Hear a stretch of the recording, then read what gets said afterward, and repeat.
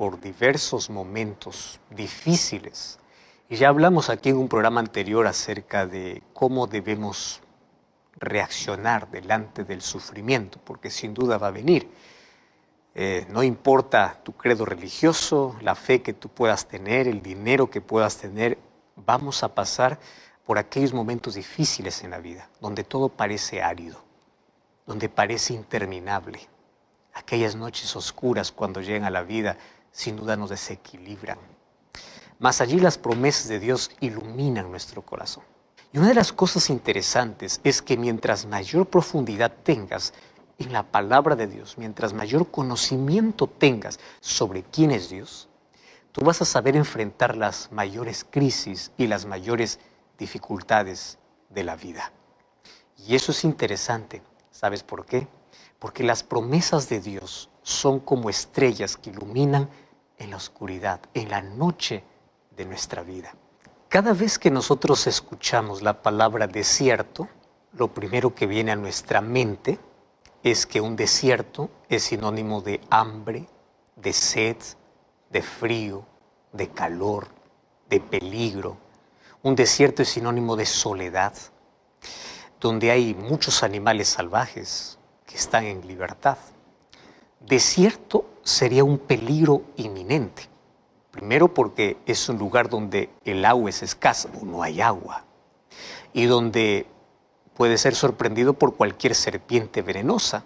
Así que esto representa peligro para la vida. En la Biblia nosotros también encontramos que habla de desiertos. Por ejemplo, Jesús, después que fue bautizado, Él fue llevado para el desierto.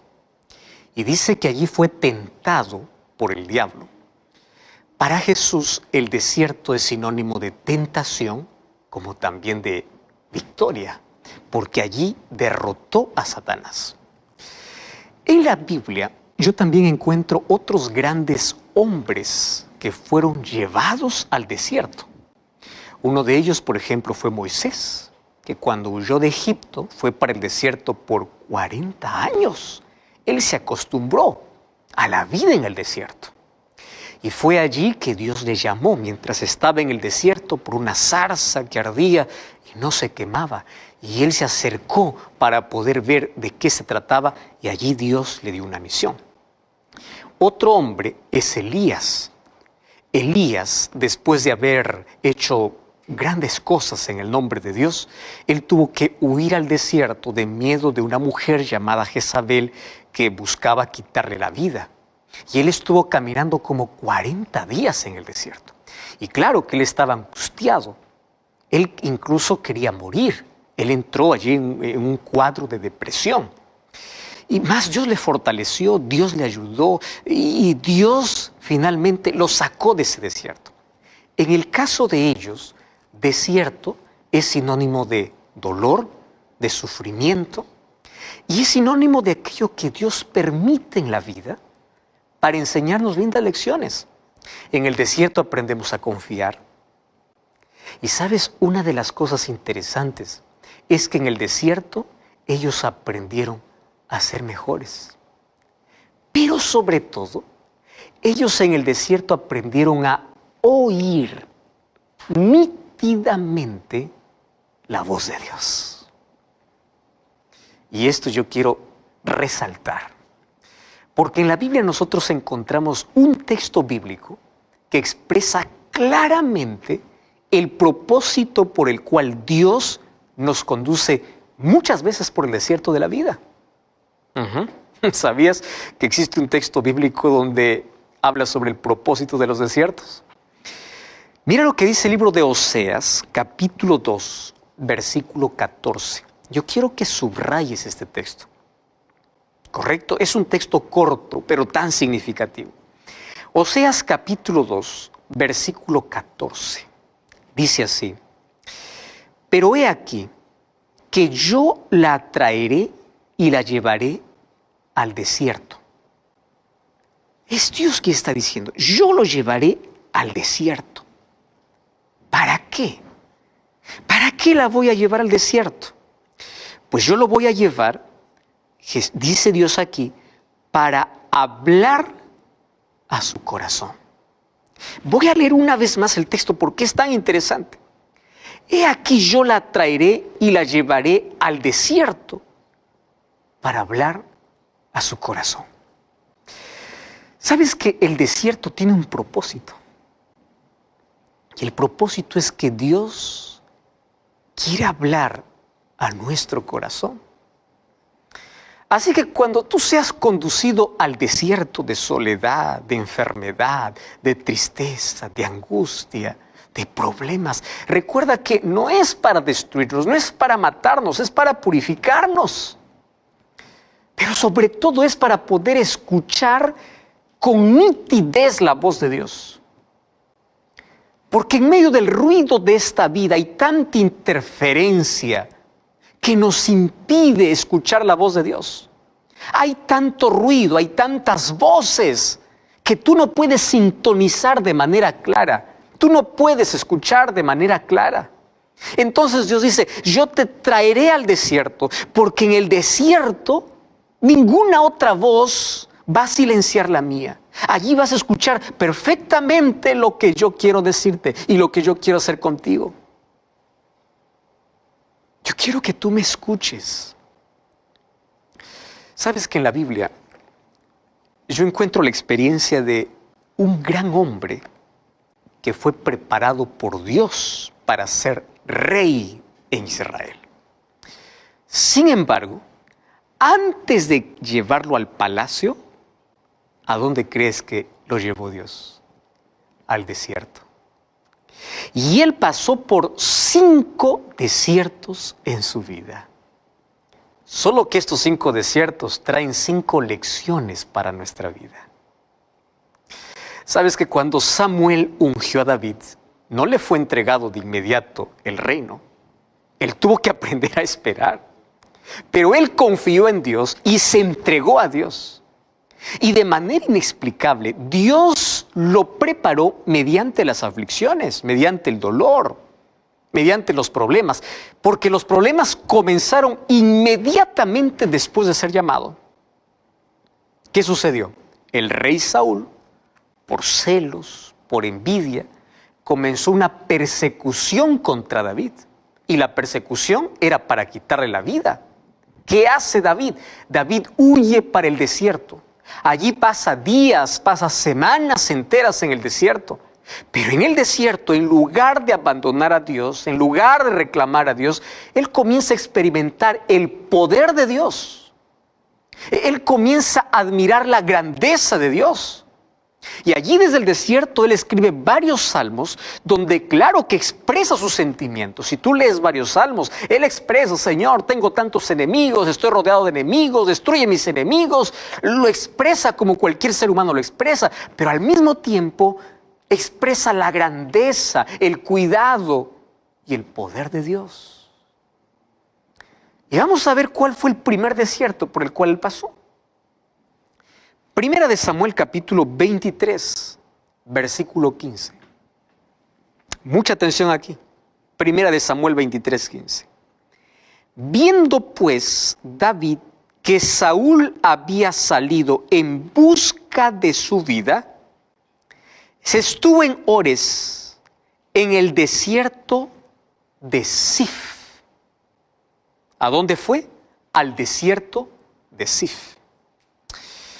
Bueno, el asunto es que dieron aviso a Saúl que David se encontraba en una ciudad llamada Keila. Entonces Saúl fue para encontrarlo y claro, ese encuentro era para destruirlo. ¿Qué cosa hace David? David huye para el desierto. ¿Cómo se llama ese desierto? Zif. No te olvides ese desierto. Desierto de Zif. ¿Qué significa Zif? Cuando vamos a los idiomas y su significado, al idioma original, en este caso es el hebreo, Zif significa brillo y significa, o también puede significar gracia, brillo. Entonces, Dios lo lleva al desierto para darle brillo y para que él entienda su gracia.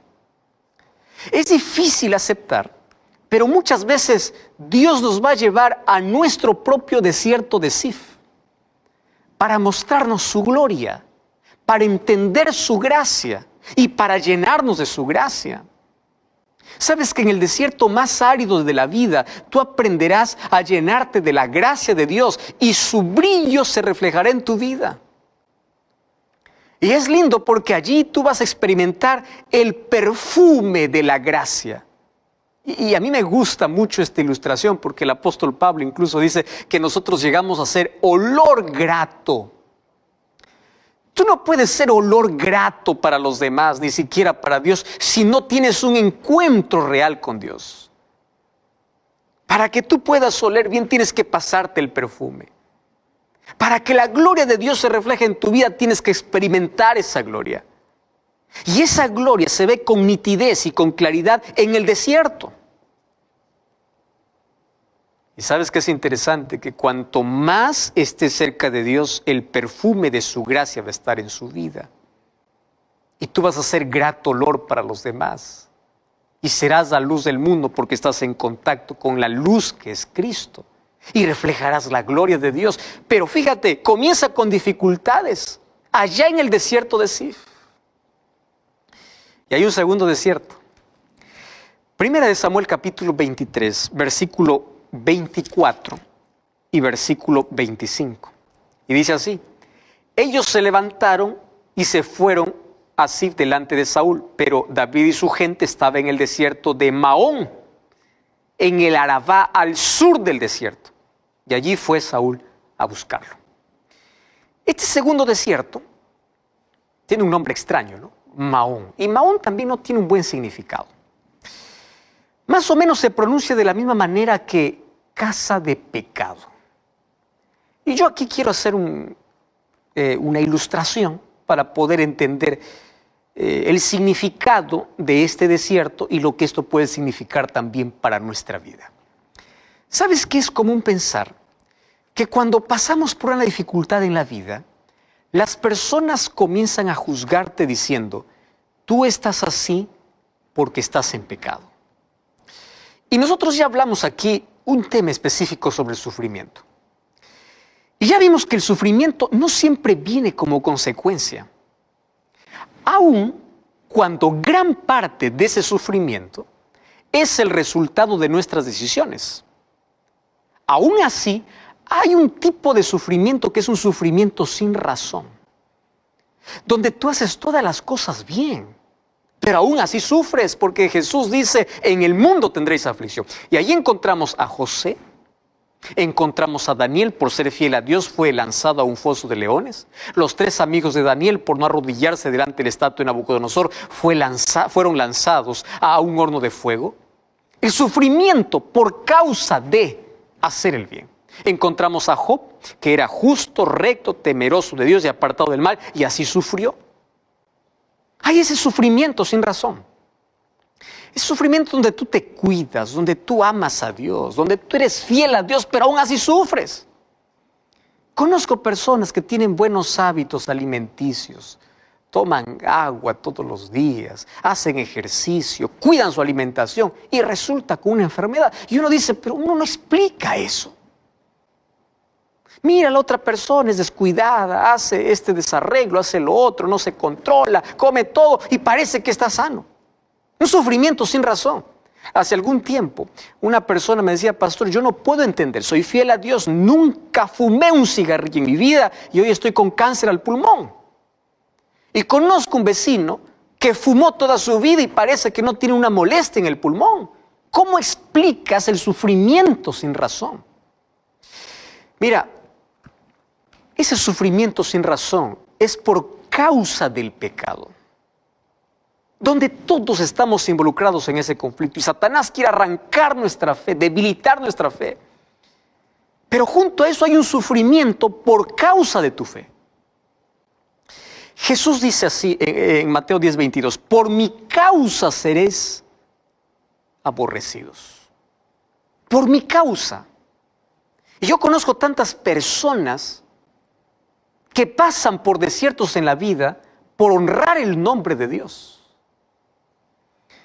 Estoy hablando para ti que fuiste despedido de tu trabajo por ser fiel a Dios. Y hoy estás caminando por ese desierto, el desierto de Maón. Estoy hablando para ti que fuiste echado de tu casa, desheredado, por causa de tu fe.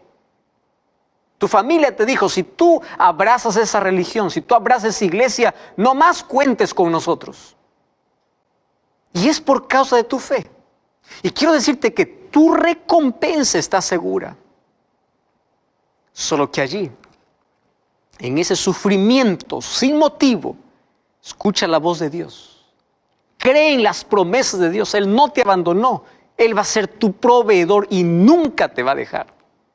Y yo no sé cuál es el tiempo que dure para pasar por ese árido desierto, pero quiero decirte que tú nunca estarás solo. El apóstol Pablo en 2 Corintios 12:10, él dice, por lo cual, por amor a Cristo, yo me gozo en las debilidades, en afrentas, en necesidades, me gozo en persecuciones, en angustias. Y uno dice, está loco. Pero el texto termina diciendo, porque cuando soy débil, entonces soy fuerte. Parece una incoherencia, mas no es así. Porque cuando estamos conscientes de nuestra debilidad y permitimos que Dios nos llene con su poder, entonces llegamos a ser mucho más fuertes de lo que pudimos haber sido dependiendo de nosotros mismos. Porque allí vemos nuestra fragilidad, vemos nuestra realidad y comenzamos a depender de Dios. Y ahí entiendo al apóstol Pablo cuando dice, yo me regocijo. ¿Cómo es que tú te vas a regocijar? Claro, es que tú sabes que eres fiel a Dios y ese sufrimiento sin causa viene por tu fidelidad. Entonces tú dices, claro, estoy viviendo este conflicto, pero nadie va a pagar mi fe y yo sigo fiel a Dios.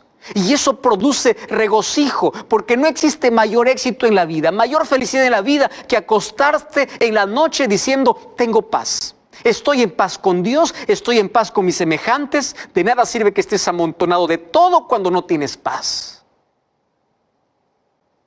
Estás tranquilo con tu conciencia. Sabes que estás haciendo bien.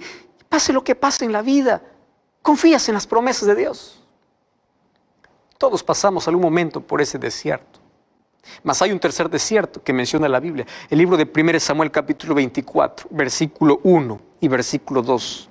Mira lo que dice, cuando Saúl volvió de perseguir a los filisteos, le dieron aviso diciendo, aquí David está, aquí está el tercer desierto, está en el desierto de Engadi. Entonces Saúl tomó 3,000 hombres escogidos de todo Israel y fue a buscar a David con 3,000 hombres entre los peñascos de las cabras montesas. Hace algún tiempo atrás tuve la oportunidad de viajar a Israel para poder grabar el DVD Santuario, el Camino de Dios. Y una de las paradas en las rutas por la cual fuimos grabando estaba este desierto, el desierto de Engadi. Qué árido, peñascos, piedras. Por allí pasó David algún momento siendo perseguido. Lo curioso es que a este desierto Saúl lleva consigo un ejército de 3,000 guerreros escogidos de todo Israel. Y uno se pregunta, ¿y por qué tantos guerreros? Si con David estaba apenas un puñado de hombres, para tantos guerreros que lleva Saúl. Es que David estaba lleno de la gracia de Dios. Estaba lleno del brillo de Dios. ¿Recuerdas el primer desierto? Sif. Engadi es este desierto. Y una de las cosas interesantes es que Engadi significa fuente del niño. Fuente del niño. Y Dios lleva a David para mostrarle algo grande. En este desierto, mientras David huía, se escondió allí en una cueva. Y el rey Saúl entró a esa misma cueva, dice el versículo 3, para hacer sus necesidades. Entonces, cuando vieron esto los hombres que estaban con David, se alegraron. Y le decían así, Dios te ha entregado en tus manos para matarlo. Claro, la cueva era enorme, él estaba al fondo, entra Saúl, él no se da cuenta, él está allí agachado haciendo sus necesidades y los hombres que estaban con David le dicen, este es el momento. Solo que Dios le estaba enseñando una cosa a David, que él tenía que ser como un niño, que él tenía que ser diferente a Saúl, porque mientras Saúl buscaba matarlo, David debía mostrar el brillo que Dios había colocado en su vida, el perfume del cielo, que es el perdón. Imagínate, tú encontrando a tu enemigo que te está por quitar la vida, ¿lo dejarías tranquilo que él vaya si es que tienes la oportunidad de hacer algo contra él? Eso solamente puede ser un niño. Engadi significa fuente del niño. Saúl trataba de matarlo. Y aun cuando Saúl estaba en pecado y en rebelión contra Dios, David seguía respetando la posición que tenía como rey ungido de Dios y decía, no permita Dios que yo toque al ungido. Lo que Dios estaba haciendo de David era un rey diferente. Por eso es que lo llevó a este desierto, que significa la fuente del niño. Y es por eso que David tiene uno de los títulos más hermosos que yo puedo encontrar en la Biblia. Hechos capítulo 13, versículo 22, dice que David era un hombre conforme al corazón de Dios. Y allí dice, porque Él hará lo que yo quiero. Él no dio un descontrol a sus emociones, permitió que Dios pueda controlar. Mientras que Saúl buscaba a David para matarlo, David le perdonó.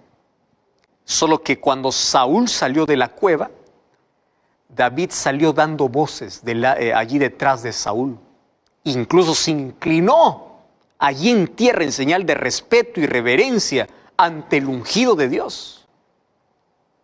Y Dios allí le dio un corazón perdonador.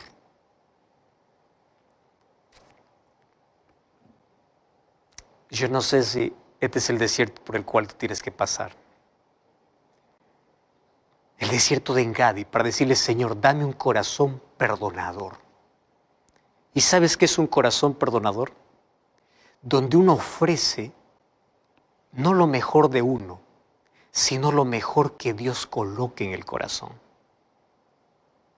Escuché una historia hace algún tiempo de un hombre que hacía imposible la vida de un vecino que era cristiano. Él vivía en la primera planta y el cristiano vivía allí en en el tercer piso o el segundo piso, y todos los días escuchaba cantar y eso le incomodaba tanto a este hombre. Y dice, yo voy a hacer lo imposible para que este hombre se vaya de este edificio. Yo no lo quiero aquí. Así que todos los días, mientras él iba a realizar alguna cosa, colocaba alguna traba por allí para incomodarlo. Pero un día llegó el colmo. Mientras el cristiano estaba almorzando allí con la ventana abierta, este otro vecino le lanzó basura delante por su ventana, y esa basura pestilente guardada por muchos días. Y obviamente ese olor destruyó todo ese rico almuerzo que estaban allí comiendo. La esposa le dice, mi amor, tienes que hacer algo, conversa con ese hombre, ¿qué le pasa? ¿Por qué tanto odio? Y aquel hombre dice, está bien, voy a hablar con ese vecino. Y buscó allí en la sala y encontró un lindo florero, que era un regalo de boda. Tomó el florero con lindas flores y fue a la casa del otro vecino y le tocó la puerta. El otro estaba a la defensiva pensando, ahora viene a reclamarme, ahora le voy a reclamar yo y le voy a decir que se largue de este lugar. Y cuando abrió la puerta, lo primero que vio es otro hombre, el cristiano, delante de él, con un vaso de flores. Y le dice, vecino, yo he venido para darte este presente. La ira que tenía el otro se apaciguó. Y él se quedó allí en la incógnita. Y le dice, ¿pero qué te pasa? Yo te estoy botando basura y tú me entregas flores. Y aquel cristiano le dice, vecino, es que cada uno da lo que tiene en su corazón. ¡Guau! ¡Qué expresión! Cada uno da lo que tiene en su corazón. Si una persona te hace la vida imposible, es porque en su corazón hay tanta basura, hay tanto odio, que ni siquiera se soporta a sí mismo y quiere incomodar la vida de los demás. Pero tú da lo que Dios puso en tu corazón, da el perdón, da la gracia. Si alguien te hace la vida imposible, tú dale amor. Y Dios a veces nos lleva a este desierto para enseñarnos a perdonar. Nos lleva para que nuestro corazón se llene de misericordia. Mira la reacción de Saúl. Primera de Samuel capítulo 24, versículo 18 al versículo 21. Tú has mostrado hoy que has hecho conmigo bien. No me has dado muerte habiéndote Jehová entregado en tu mano. ¿Quién hallará a su enemigo y lo dejará ir sano? Jehová te pague con bien por lo que has hecho hoy conmigo. Esa es la reacción de Saúl. Tú eres superior a mí, le dice Saúl. Y hay un cuarto desierto. Primera de Samuel capítulo 25, versículo 1. Murió Samuel y se juntó todo Israel y lo lloraron y lo sepultaron en su casa en Ramá. Y se levantó David y se fue al desierto de Parán. Este es el cuarto desierto. Se fue al desierto de Parán. Mira, ahora no lo están persiguiendo. Pero Dios no había terminado de perfeccionarlo. Ahora está en el desierto de Parán. Parán significa belleza, gloria. Y en este desierto Dios iba a tratar algo muy especial con David. Dios iba a trabajar en su carácter. Por eso Dios pone en su camino allí una pareja, Nabal y Abigail. Cuando tú le dices, Señor, dame paciencia, Dios te va a poner un jefe difícil para enseñarte a tener paciencia. A veces Dios permite personas difíciles en la vida para pulir nuestro carácter. Y cuando te encuentres con ellos, tú piensas así, tú eres el instrumento para desarrollar mi carácter. Contigo aprender a tener paciencia. ¿Sabes que David tuvo contacto en el desierto con los ganados de Nabal y con todos sus pastores? Y David mandó un mensaje para Nabal que está en 1 Samuel 25, 5 al 9. Le dice, yo he cuidado tu ganado, he cuidado tus pastores, yo he cuidado de todo. Por favor, yo quiero que me des algo para mí y para mis hombres. Claro que David no quería tomar nada por su cuenta. Y Nabal, lleno de ira, responde a esta petición de manera grosera. Y en 1 Samuel 25, versículo 10, dice, respondió Nabal, ¿quién es David? ¿Acaso yo he de tomar mi pan y mi agua para dar a esos hombres? Y responde de una manera grosera. El gesto de David ahora es correspondido con grosería de Nabal. Y obviamente, que todavía faltaba pulir el carácter de David, David se enfureció. Y a veces uno se apresura a actuar en un momento de ira, ¿verdad? Viene el descontrol total. Y tú sabes que un descontrol de ira puede llevarte a cometer crímenes. Entonces David toma una decisión apresurada. Y 1 Samuel capítulo 25, versículo 21 y versículo 22, dice que él jura y dice, yo voy a destruir toda esa casa. David está lleno de ira. Claro, hay rencor. Rencor hacia un hombre que él había estado cuidando sus ovejas y vienes allí del peligro del desierto. Y ahora está a punto de ir a acabar con él por la manera grosera como lo ha tratado. Mas David está en Parán. Y Parán significa belleza. Y Dios quería embellecerlo de la belleza más pura, de tener un carácter manso. Entonces Dios usa a Abigail para impedir ese descontrol de ira. Y a partir del versículo 23 en adelante, aparece Abigail, la mujer de Nabal, con palabras suaves, con palabras sabias. Le dice, por favor, no hagas semejante daño, que Dios te dé paciencia. Y sabes que las palabras de esa sabia mujer hicieron recapacitar a David.